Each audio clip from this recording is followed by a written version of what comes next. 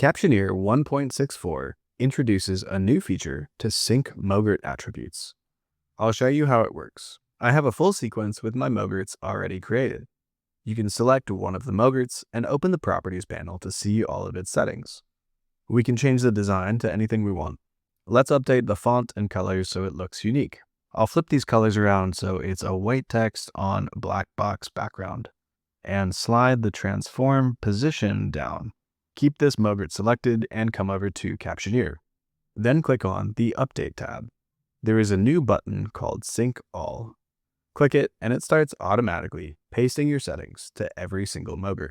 This progress bar shows the processing. And when it's done, all your MOGRTs in the timeline have been updated. It will paste your MOGRT settings and all the settings inside Transform, like position, anchor point, scale, and rotation. This is a great way to quickly update everything at once. If you only want to change a few of the MOGRTs, you can use the copy-paste buttons.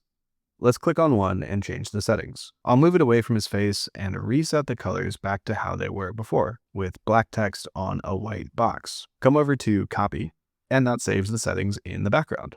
And now we can select just a few of them. I'll select these two and then scrub through here. And we can hold Shift to also select these clips at the end. So we have 5 selected. And then hit Paste.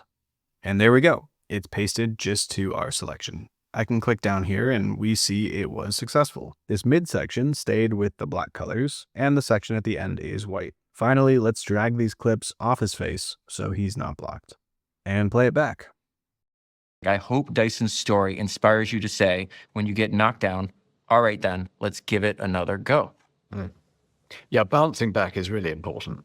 Where something works, you say, great, that works, and you don't even stop to wonder why it worked. There are brilliant people who can do that, but for the rest of us, we're not brilliant.